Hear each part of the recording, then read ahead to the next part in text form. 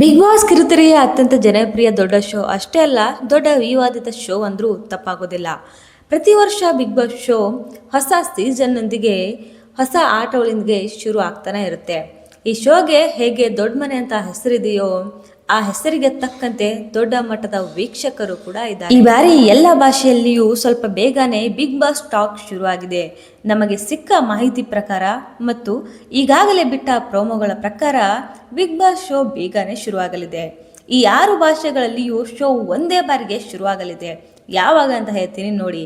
ಕನ್ನಡ, ಹಿಂದಿ, ತೆಲುಗು, ತಮಿಳ್, ಮಲಯಾಳಂ ಭಾಷೆಗಳ ಜೊತೆ ಈ ಬಾರಿ ಬಂಗಾಳಿ ಭಾಷೆಯಲ್ಲೂ ಬಿಗ್ ಬಾಸ್ ಶೋ ಶುರುವಾಗಲಿದ್ದು, ಆಯಾ ಭಾಷೆಗಳ ಶೋಗೆ ತಕ್ಕಂತೆ ಈಗಾಗಲೇ ಶೋನ ಆರಂಭಕ್ಕೆ ಸಾಕಷ್ಟು ತಯಾರಿ ಕೂಡ ನಡೆದಿದೆ.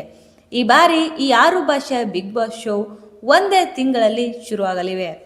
ಹಿಂದಿಯಲ್ಲಿ ಮತ್ತೆ ಸಲ್ಮಾನ್, ತಮಿಳಲ್ಲೂ ಮತ್ತೊಮ್ಮೆ ವಿಜಯ್ ಸೇತುಪತಿ, ತೆಲುಗುನಲ್ಲಿ ಮತ್ತೆ ನಾಗಾರ್ಜುನ, ಕನ್ನಡದಲ್ಲಿ ಭಾಷಾ ಕಿಚ್ಚ ಅವರ ಸಾರಥ್ಯದಲ್ಲಿ ಶೋಗಳು ಒಂದೇ ತಿಂಗಳಲ್ಲಿ ಅಂದರೆ ಒಟ್ಟು 6 ಭಾಷೆಯಲ್ಲಿ ಸೆಪ್ಟೆಂಬರ್ ತಿಂಗಳಲ್ಲೇ ಆರಂಭವಾಗಲಿವೆ ಅಂತ ವರದಿ ಕೂಡ ಬಂದಿದೆ.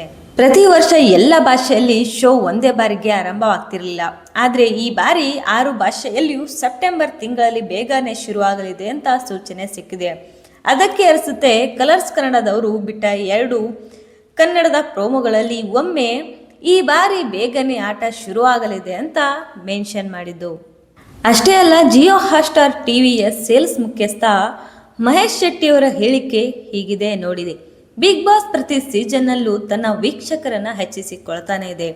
ಈ ಬಾರಿ ಈ 6 ಭಾಷೆಗಳಲ್ಲಿ ಶೋ ಒಮ್ಮೆಲೆ ಶುರು ಆಗ್ತಾ ಇರೋದು ಒಂದು ದೊಡ್ಡ ಮೈಲಿಗೆ ಎಂಬ ಹೇಳಿಕೆಯನ್ನ ಕೂಡ ನೀಡಿದ್ದಾರೆ. ಅಷ್ಟೇ ಅಲ್ಲ, ಈ ಬಾರಿಯ ಬಿಗ್ ಬಾಸ್ನಲ್ಲಿ ಕಲರ್ಸ್ ಕನ್ನಡದವರು ಸಾಮಾನ್ಯ ಜನರಿಗೂ ಸೆಲೆಬ್ರಿಟಿ ಆಗೋಕೆ ಅವಕಾಶವನ್ನ ಕೊಟ್ಟಿದ್ದಾರೆ. ಇಷ್ಟ ಇರೋರು ಒಮ್ಮೆ ಹೋಗಿ ಆಡಿಷನ್ನ ಕೊಡ್ಬೋದು. ಹೆಚ್ಚಿನ ಮಾಹಿತಿಗಳಿಗಾಗಿ ನಮ್ಮ ಆಲ್ ಅಪ್ಡೇಟ್ಸ್ ಕನ್ನಡ ಚಾನಲ್ಗೆ ಸಬ್ಸ್ಕ್ರೈಬ್ ಮಾಡಿ ಮತ್ತು ಲೈಕ್ ಮಾಡಿ. ನಮಸ್ತೆ.